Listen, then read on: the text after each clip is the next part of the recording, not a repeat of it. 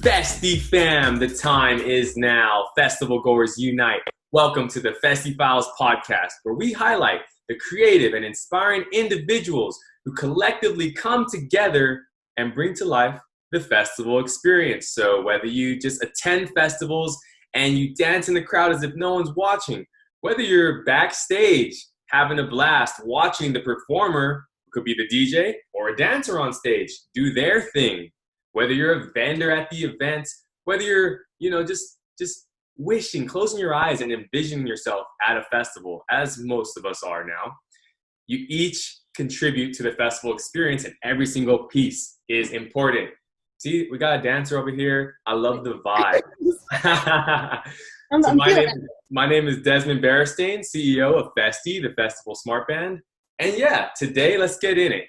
It's all about keeping that positive vibe, keeping that festive spirit alive right now. And as a community, it's our job to do that and our responsibility. And we all should be stepping into that role and playing our part. So with this podcast, we have a guest today. She truly encompasses so many elements of the festival culture. Like, as I'm giving her this intro, she's like rooting me on, and already the vibe is there.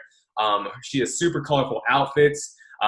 Obviously, she got the hairstyles on point. You know what I mean? Innovation. She got the candy. You might have even seen her shuffling videos.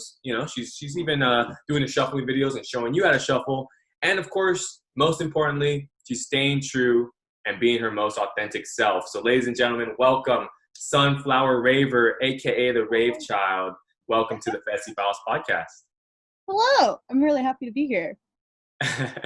Likewise, we're glad to have you here, and yeah, let's get right into it. So how have you been during these times? Obviously we'd love to be at events, but we're at home right now. You definitely have the festive spirit going, so talk about that and how you've been coping. Mainly what's been helping me the most is just like getting dressed up at home, whether it's for a live stream that's happening or just because I feel like it. I find that that's been helping me quite a bit because, I'm in Seattle, so we were a hot spot for quite a while, and I think we still do have quite a number of cases here. So we haven't been able to do anything. Like, I know a lot of states have opened up and have had drive-in raves and everything, and we haven't been able to have something like that. Drive-in raves still make me feel kind of iffy about it, but I think the effort's there, and it's just what's making me feel a lot better is seeing the EDM community come together more. I think out of every kind of genre of music, the EDM community really is the community that's been prevailing through this entire pandemic and keeping our spirit alive. You still see us out here supporting our artists and their new releases of either merch or if they're dropping a new song, which I think is super important. You don't really see that much with I haven't seen one pop artist do something like that, or one more mainstream kind of radio artist that's been doing something like that. And so I think that's been really helping the EDM community and just continuing to post and create content, even though we're not exactly at a rave. We're still inspiring people, which is really awesome. And even bringing people into maybe trying a new flow. One of the things that I've been trying to tell people is that right now, since there's nothing going on, you have all the time in the world to learn how to use poi, or maybe you finally this is your time to learn how to glove, kind of thing. For me, it was actually putting more thought into shuffling and getting better at that. So, which I think is pretty good improvement, but it's a great time to do it because it's not you feel you have any time constraints for a festival right now. You just have practice and the world at your fingertips, which is great. So sure. And you just said it's finding mindful acts to try to immerse yourself in during these times. So if you have, for example, I got the DJ set up behind me. All right, I'm going to start mixing. I'm going to start practicing. I'm going to start making mistakes. Okay, that's the only way I'm going to make progress.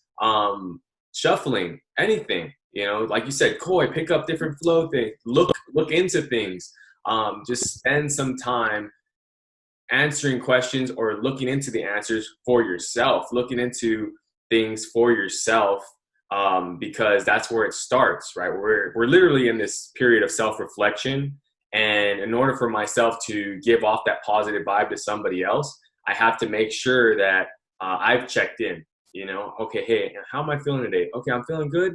I'm glad I'm feeling good. Let me go see how someone else is feeling now. And if they're not feeling as great, hopefully I can be a little sun ray in their life, at least for the moment, for a little half a smile, something.